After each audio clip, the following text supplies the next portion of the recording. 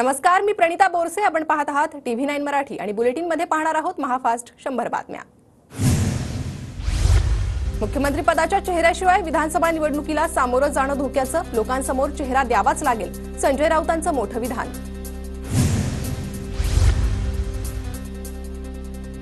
महाविकास आघाडीच्या बैठकीत मुख्यमंत्री पदाबाबत अंतिम निर्णय होईल, संजय राऊतांच्या वक्तव्यानंतर वडेट्टीवारांची प्रतिक्रिया. मुख्यमंत्री पदाचा चेहरा हा नंतरचा विषय, महायुतीला पराभूत करणं हेच उद्दिष्ट, अंबादास दानवेंचं वक्तव्य. मुख्यमंत्री पदासाठी अजून कोणताही चेहरा ठरला नाही, राऊतांच्या वक्तव्यानंतर काँग्रेसचे बाळासाहेब थोरात यांची प्रतिक्रिया. उद्धव ठाकरेंना राज्यात पसंती, उद्धव ठाकरे हेच मुख्यमंत्री असतील, राऊतांच्या संकेतानंतर वैभव नाईकांकडून ठाकरेंच्या सीएम पदाबाबत पुनरुच्चार. संजय राऊतांची मागणी त्यांच्यापुरती मर्यादित, आताच्या घडीला काँग्रेस दुसऱ्या चेहऱ्याला पुढे येऊ देणार नाही, संजय शिरसाट यांची प्रतिक्रिया. उद्धव ठाकरे आमच्यासाठी महत्त्वाचे नेते, त्यांची प्रेरणा घेऊन आम्ही सर्वजण एकत्र, काँग्रेस नेत्या यशोमती ठाकूर यांचं विधान. राज्य विधिमंडळाचं पावसाळी अधिवेशन सुरू, पेपरफुटी, ड्रग्ज, शेतकऱ्यांचे प्रश्न अशा विविध मुद्द्यांवरून विरोधक सरकारला घेरण्याच्या तयारीत.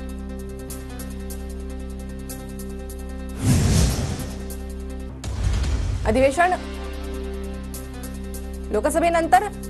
लोकसभेतील यशानंतर ठाकरे गटाकडून आनंदोत्सव, विधान भवनात परिसरात पेढे वाटून ठाकरे गटाकडून आनंदोत्सव. उद्धव ठाकरेंची दुपारी 1 वाजता पत्रकार परिषद होणार, अधिवेशनाच्या पहिल्याच दिवशी ठाकरेंची पत्रकार परिषद, सत्ताधाऱ्यांना कोणत्या मुद्द्यांवरून घेरणार याकडे लक्ष. खोटं बोला पण रेटून बोला, खोटं बोलून विरोधकांनी मतं मिळवली, त्यांच्या खोट्या नरेटिव्हचा अधिवेशनात पर्दाफाश करणार, उपमुख्यमंत्री देवेंद्र फडणवीसांचा विरोधकांवर निशाणा. खोट्या नरेटिव्हची सुरुवात मोदींनी केली, खोटेपणाची चीड तर फडणवीसांनी मोदींचा पर्दाफाश करावा, राऊतांचं फडणवीसांना आव्हान. मुख्यमंत्री एकनाथ शिंदे राजकीय मनोरुग्ण, त्यांचं सरकार औटघटकेचं, संजय राऊतांनी शिंदेंवर जोरदार टीका केली. लोकसभेत पराभूत झालेल्या उमेदवारांशी फडणवीसांची चर्चा, पराभवानं खचून न जाता विधानसभेसाठी ताकदीनं कामाला लागू, स्वतःला झोकून देऊन काम करा, फडणवीसांच्या सूचना. विधानसभेच्या निवडणुका 20 ऑक्टोबरला होणार, जयंत पाटलांनी सांगितली तारीख, इतर पक्षांचा विचार करून जागा वाटपाबद्दल निर्णय घेऊ, आताच्या सरकारपेक्षा उत्तर योजना आम्ही राबवू, जयंत पाटलांचं आश्वासन.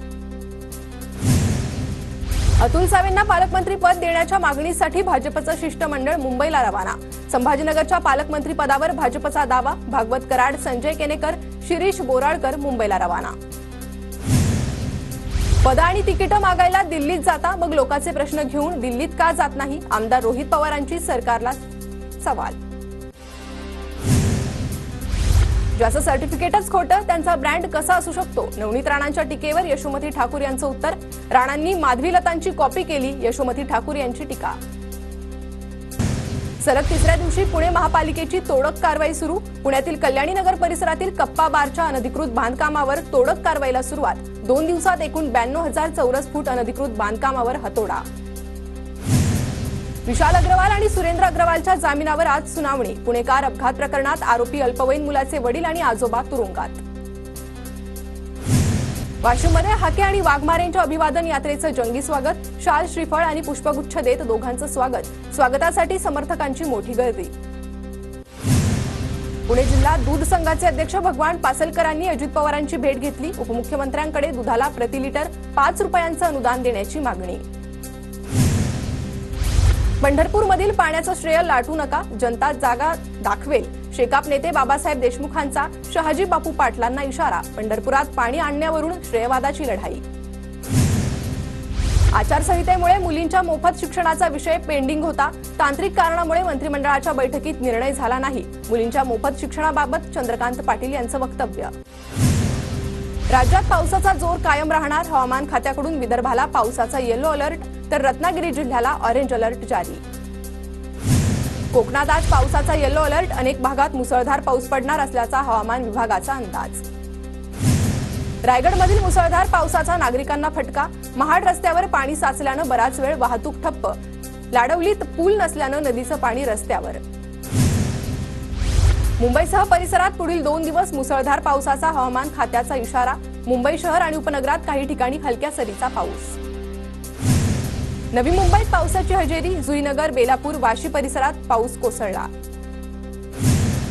पावसानं ओढ दिल्यामुळे पाणी पुरवठ्याची स्थिती गंभीर। मुंबईला पाणी पुरवठा करणाऱ्या 7ही धरणात 5.28% पाणीसाठा शिल्लक। मुंबईत सध्या 10% पाणी कपात। नागपूर जिल्ह्याला पावसाने हुलकावणी दिल्यानं शेतकरी अडचणीत। पेरणी केलेल्या शेतकऱ्यांवर दुबार पेरणीचं संकट। जिल्ह्यात 85% शेतकऱ्यांकडून कपाशीची लागवड।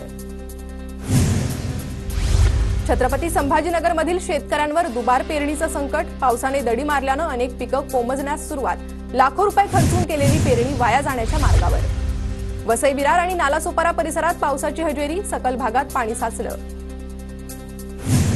वाशिम जिल्ह्यात आतापर्यंत 75% पेरण्या पूर्ण। जिल्ह्यात सर्वाधिक सोयाबीन आणि कापसाची लागवड। राहिलेल्या पेरण्या पुढील 2 दिवसात पूर्ण होण्याची शक्यता। पावसाने पाठ फिरवल्यामुळे नाशिक जिल्ह्यातील काही भागात पेरण्या रखडल्या। पावसाअभावी सुरगाणा तालुक्यात भाताचा हंगाम लांबण्याची शक्यता। पावसाने पाठ फिरवल्यानं पूर्व विदर्भात पेरण्या खोळंबल्या। नागपूर विभागातील धरणांमध्ये फक्त 35% पाणीसाठा शिल्लक। बिलोली तालुक्यातील शेतकऱ्यानं दोडका लागवडीतून मिळवलं लाखोंचं उत्पन्न। 40 गुंठ्यात 2 लाखाचं उत्पन्न। देशात चालू खरीप हंगामात कापूस उत्पादनात घट होण्याचा अंदाज। यंदा 325.22 लाख गाठींचं उत्पादन होण्याची शक्यता। गेल्या वर्षी 336.60 लाख गाठींचं उत्पादन। छत्रपती संभाजीनगरमध्ये शेतकऱ्यांच्या खात्यात केवळ 77 रुपये पीक विमा जमा। अतिशय कमी पीक विमा मिळाल्यानं शेतकऱ्यांमध्ये तीव्र नाराजी। शेतकऱ्यांची चेष्टा होत असल्याचा आरोप। दूध पावडर, मका, सूर्यफूल आणि मोहरीच्या तेलावरील आयात शुल्क घटलं। आयात शुल्क घटल्यानं परदेशातून अधिक माल आयात होणार। राज्यातील एसटी कर्मचाऱ्यांकडून 9 आणि 10 जुलैला पुन्हा आंदोलनाचा इशारा। राज्य सरकारी कर्मचाऱ्यांप्रमाणे वेतन मिळावं तर प्रलंबित महागाई भत्त्याचीही एसटी कर्मचाऱ्यांकडून मागणी। मुंबईतील जेव्हीपीडी येथील म्हाडाच्या मालकीच्या जागेवरील बेस्टच्या आगारात अनधिकृत फलक। जाहिरातीतून मिळणाऱ्या उत्पन्नातील थकीत रक्कम द्या, म्हाडाचे बेस्टला पत्र।